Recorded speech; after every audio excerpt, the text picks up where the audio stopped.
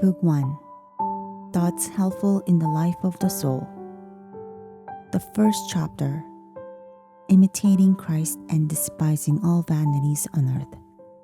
He who follows me walks not in darkness, says the Lord. By these words of Christ, we are advised to imitate his life and habits. If we wish to be truly enlightened and free from all blindness of heart, let our chief effort therefore be to study the life of Jesus Christ. The teaching of Christ is more excellent than all the advice of the saints, and he who has a spirit will find in it a hidden manna. Now there are many who hears the gospel often, but care little for it because they have not the Spirit of Christ. Yet whoever wishes to understand fully the words of Christ must try to pattern his whole life on that of Christ. What good does it do to speak learnedly about the Trinity if, lacking humility, you displease the Trinity? Indeed, it is not learning that makes a man holy and just, but a virtuous life makes him pleasing to God. I would rather feel contrition than know how to define it.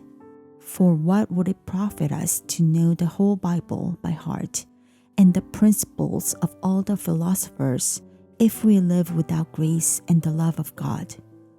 Vanity of vanities, and all is vanity, except to love God and serve him alone.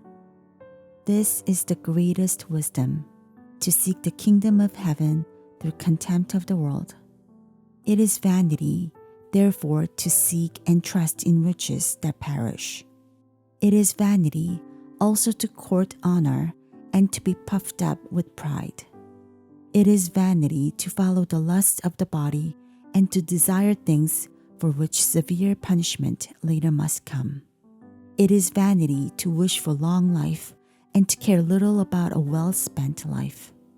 It is vanity to be concerned with the present only and not to make provision for things to come. It is vanity to love what passes quickly and not to look ahead where eternal joy abides. Often recall the proverb, "The eye is not satisfied with seeing, nor the ear filled with hearing." Try, moreover, to turn your heart from the love of things visible and bring yourself to things invisible. For they who follow their own evil passions stain their consciences and lose the grace of God.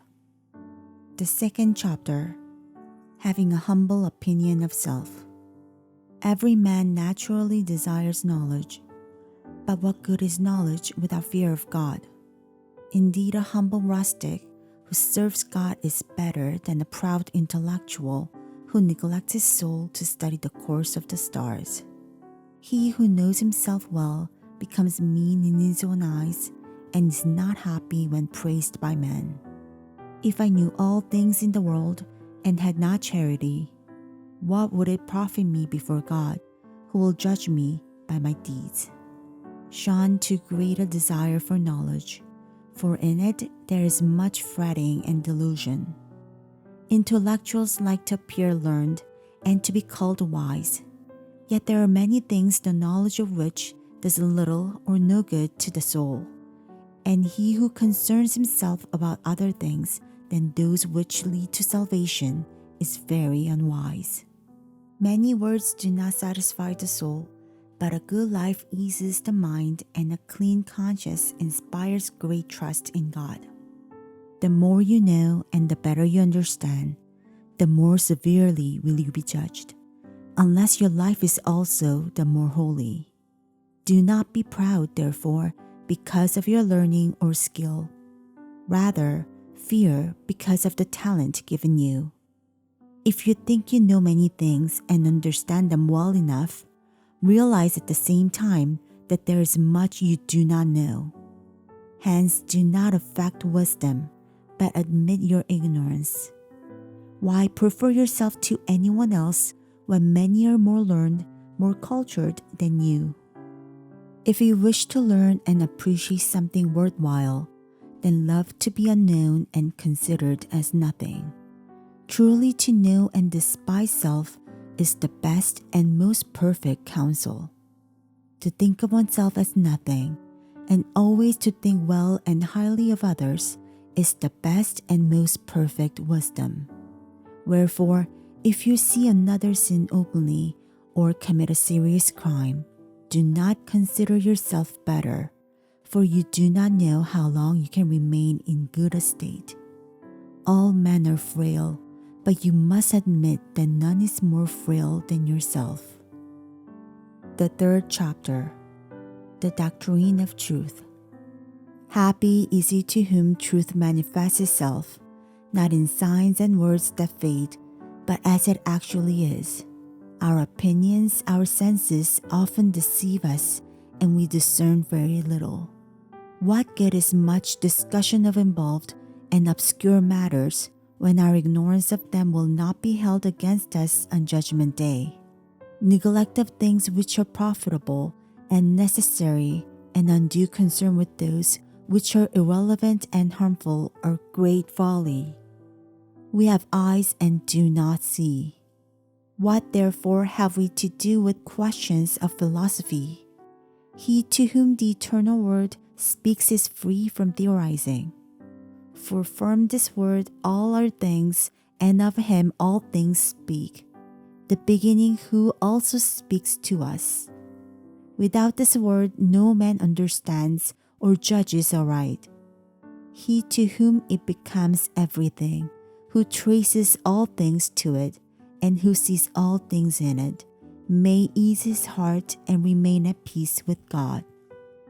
O God, you who are the truth, make me one with you in love everlasting.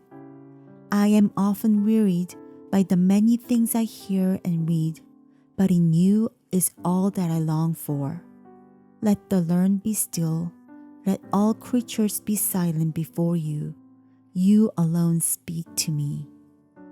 The more recollected a man is, and the more simple of heart he becomes, the easier he understands sublime things, for he receives the light of knowledge from above. The pure, simple, and steadfast spirit is not distracted by many labors, for he does them all for the honor of God. And since he enjoys interior peace, he seeks no selfish end in anything. What indeed gives more trouble and affliction than uncontrolled desires of the heart? A good and devout man arranges in his mind the things he has to do, not according to the whims of evil inclination, but according to the dictates of right reason. Who is forced to struggle more than he who tries to master himself? This ought to be our purpose then, to conquer self, to become stronger each day, to advance in virtue. Every perfection in this life has some imperfection mixed with it, and no learning of ours is without some darkness. Humble knowledge of self is a surer path to God than the ardent pursuit of learning. Not that learning is to be considered evil or knowledge, which is good in itself and so ordained by God, but a clean conscience and virtuous life ought always to be preferred. Many often err and accomplish little or nothing because they try to become learned rather than to live well. If men used as much care in uprooting vices and in planting virtues as they do in discussing problems, there would not be so much evil and scandal in the world or such laxity in religious organizations. On the day of judgment, surely we shall not be asked what we have read, but what we have done, not how well we have spoken, but how well we have lived. Tell me, where now are all the masters and teachers whom you knew so well in life, and who were famous for their learning? Others have already taken their places, and I know not whether they ever think of their predecessors. During life they seemed to be something. Now they are seldom remembered. How quickly the glory of word passes away. If only their lives had kept pace with their learning, then their study and reading would have been worthwhile. How many there are who perish because of vain worldly knowledge and too little care for serving God. They became vain in their own conceits because they chose to be great rather than humble. He is truly great who has great charity. He is truly great who is little in his own eyes and makes nothing of the highest honor. He is truly wise who looks upon all earthly things as folly, that he may gain Christ. He who does God's will and renounces his own is truly very learned.